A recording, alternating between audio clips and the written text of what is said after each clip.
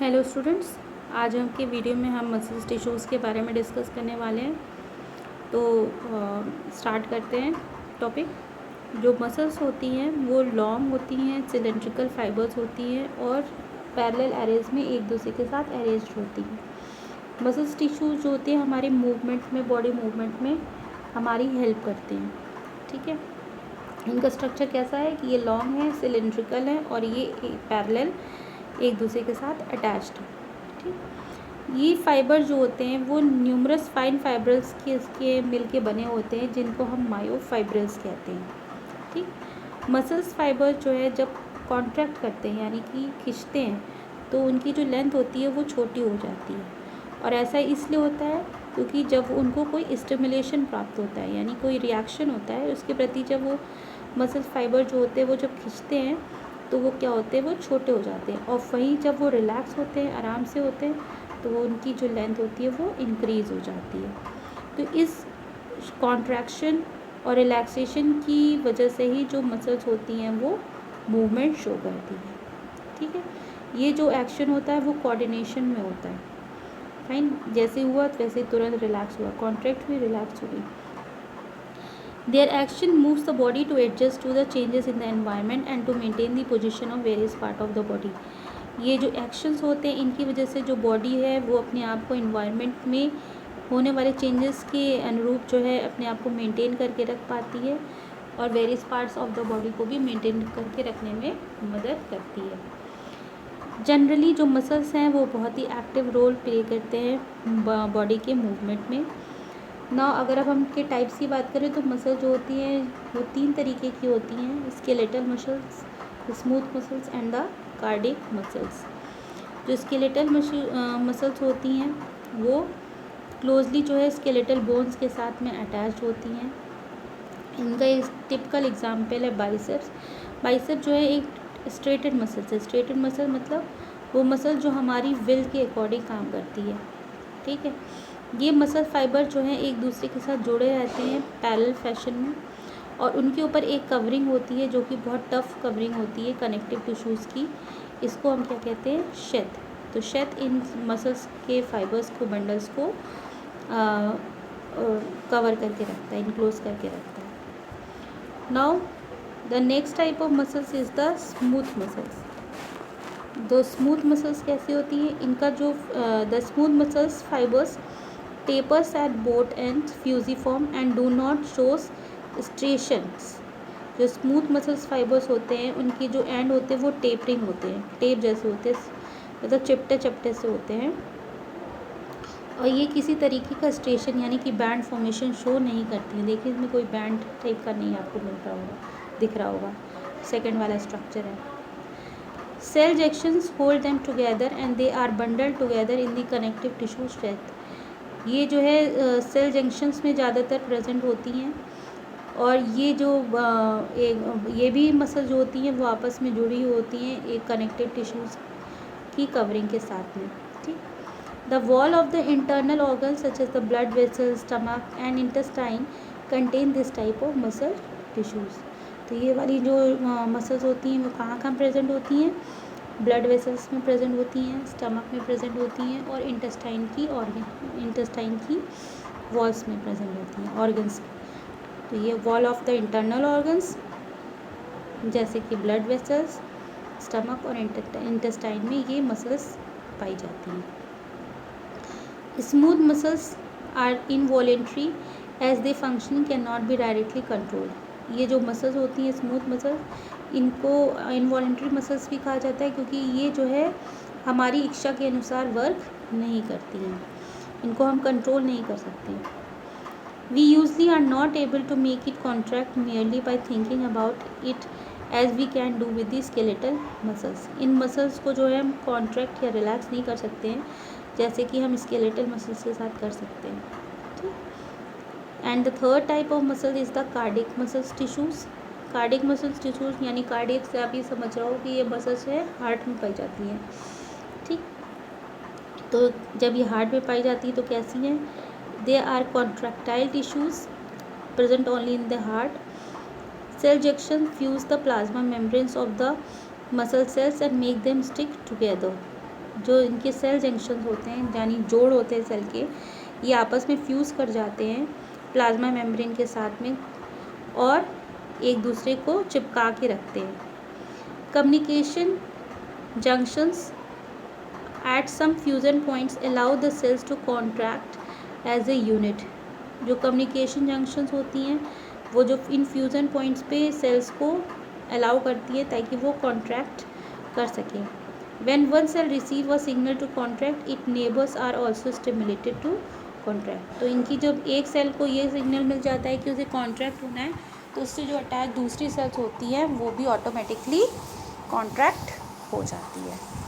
These are the structure. First structure है आपका skeletal muscles का। इसमें आप देख सकते हैं बैंड का फॉर्मेशन है, स्ट्रेशन है, न्यूक्लियस भी प्रेजेंट है। दूसरा है स्मूथ मसल्स, टेपरिंग एंड्स हैं इनके। और third one is the smooth muscles tissue, cardiac muscles tissues. Striation है इनमें, न्यूक्लियस प्रेजेंट है और junctions between the adjacent cells. तो these are the 3 types of muscles tissues. Okay, now the next is the neural tissues. Neural tissues कहाँ पाए जाते हैं? हमारे ब्रेन में पाए जाते हैं। तो neural tissues exerts the greatest control over the body responsiveness to changing the conditions। Neural tissues जो है वो उनका एक ग्रेटेस्ट कंट्रोल होता है हमारी बॉडी की रिस्पॉन्सिवनेस के प्रति। चेंज, जैसे ही कंडीशन चेंज होती है तो हमारी बॉडी उसके प्रति रिस्पॉन्ड करती है। और ये रिस्पॉन्ड क्यों करती है? Because of this neural tissues. Neurons, the unit of neural system, are excitable cells. ये जो न्यूरॉन्स हैं ये हमारी न्यूरल सिस्टम की एक्साइटेबल सेल्स हैं। The neurological cell which constitute the rest of the neural system protect and support the neuron. जो neurological cells हैं जो हमारे न्यूरल सिस्टम का जो पूरा पोर्शन बनाते हैं, इनका काम क्या होता है? प्रोटेक्ट करना और न्यूरॉन को सपोर्ट करना। Neuroglia make up more than 1/2 the volume of the neural tissues in our body. जो न्यूरोजिनिया है ये जो है 1/2 वॉल्यूम के न्यूरल टिश्यूज़ जो हमारे प्रेजेंट है हमारी बॉडी में, उनका half of the volume present होते हैं। When a neuron is suitably stimulated, an electrical disturbance is generated which swiftly travel along its plasma membrane. Arrival of the disturbance of the neuron's ending or output zone triggers events that may cause stimulation or inhibition of the adjacent neuron and other cell। तो इसमें ये बताया गया है कि जैसे ये जो न्यूरॉन होता है वो स्टिमुलेटेड होता है तो वो एक इलेक्ट्रिकल डिस्टर्बेंस जो है उसको जनरेट करता है, जो कि वो ट्रैवल हो के प्लाज्मा मेम्ब्रेन के थ्रू जो है प्लाज्मा मेम्ब्रेन के थ्रू ट्रैवल होती है और उस स्पेसिफिक जगह पे जाती है जहाँ पे उसको निर्देश देना होता है, डायरेक्शंस देने होते हैं। इस तरीके से जो न्यूरॉन्स की एक एंडिंग से दूसरी एंडिंग तक जो है जो मैसेजेस होता है वो ब्रेन से बॉडी सेल्स तक और फिर बॉडी सेल से वापस ब्रेन तक आराम से पहुँच जाता है। ठीक, now next is the organ and the organ system. पहले लेकिन यहाँ पे न्यूरॉन का स्ट्रक्चर देख लेते हैं। तो न्यूरॉन के स्ट्रक्चर में आप देखिए सेल बॉडी है जिसमें एक न्यूक्लियस प्रेजेंट है, छोटे छोटे से आपको तार टाइप के दिख रहे हैं, that we call the dendrite. Small small cells are called the neuroglia and that the axon. ठीक, this is called the neural tissues. यहाँ तक आई होप आप सबको अच्छी तरीके से समझ में आ गया होगा। Now the next is the organ and the organ system. The basic tissue mention above organise to form organ which in turn associate to form the organ system in the multicellular organisms. जो basic tissue जो है जो ऊपर आपको बताए गए हैं ये जब आपस में जुड़ते हैं तो क्या बनाते हैं? ऑर्गन्स बनाते हैं। और ये जब सारे ऑर्गन्स आपस में एक दूसरे के साथ कोऑर्डिनेशन में काम करते हैं तो उन्हें हम ऑर्गन सिस्टम कहते हैं, जो कि प्रेजेंट होते हैं मल्टी सेलुलर ऑर्गेनिजम्स में। ठीक है, such an organisation is essential for more efficient and better coordinated activities of million of cells constituting an organisms. ये जो ऑर्गेनाइजेशन है ये बहुत ही ज़्यादा इम्पॉर्टेंट है, एफिशिएंट है, ताकि जो जितनी भी कोऑर्डिनेटेड एक्टिविटीज़ हैं मिलियन ऑफ सेल्स की वो एक ऑर्गेनिज़म्स के अंदर हो सके और वो ऑर्गेनिज़म सुचारू तरीके से वर्क कर सके। Each organ in our body is made up of one or more type of tissues. हमारी बॉडी का जो प्रत्येक ऑर्गन है वो एक या एक से ज़्यादा टाइप के टिश्यूज़ से बना हुआ है। जैसे कि एग्ज़ाम्पल है, our heart consist of all the 4 types of tissues, that is epithelial, connective, muscular and neural. जो हमारा हार्ट है वो 4 तरीके के टिश्यूज़ से मिलके बना हुआ है, epithelial tissues, connective tissues, muscular tissues and the neural tissues. We also notice after some carefully study that the complexity in organ and organ system displays certain discernible trend। हमने ये भी देखा है कि जो केयरफुल स्टडी की है, जब कॉम्प्लेक्सिटी है ऑर्गन्स और ऑर्गन सिस्टम में, वो एक डिस्कर्नेबल ट्रेंड जो है प्रोड्यूस करती है, डिस्प्ले करती है। This discernible trend is called evolutionary trend. इसको हमने क्या कहा है, एक evolutionary trend. You are being introduce to morphology and anatomy of 3 organisms at different evolutionary level to show their organisation and functioning. यहाँ पे हमको जो है 3 डिफरेंट ऑर्गेनिजम्स की मॉर्फोलॉजी और उनकी एनाटॉमी स्टडी करने को मिले, जिससे हमें ये पता चलेगा कि किस तरीके से एवोल्यूशंस ऑर्गेनिजम्स में हुआ है, किस तरीके से एक लिंक का प्रेजेंट है, एवोल्यूशन का लिंक प्रेजेंट है, इस तरीके से ऑर्गेनिजम्स बने हैं।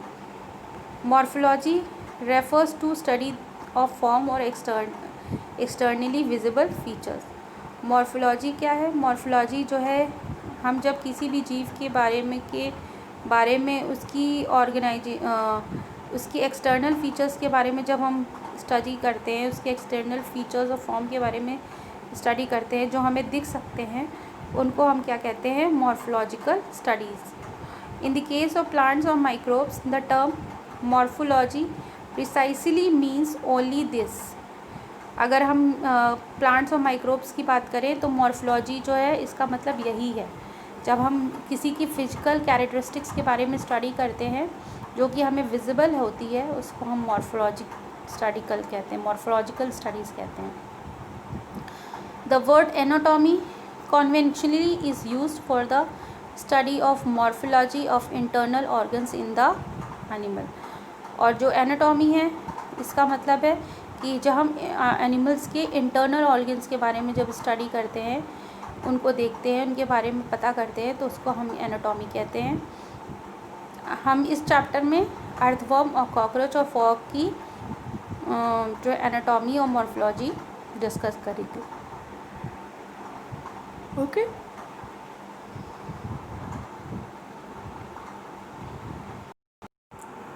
अर्थवर्म की जो वीडियो है मैं आपको नेक्स्ट वीडियो में एक्सप्लेन करूँगी। आज की वीडियो में जितना अभी तक हमने पढ़ा है उसका एक बार हम क्विक रिवीजन कर लेते हैं।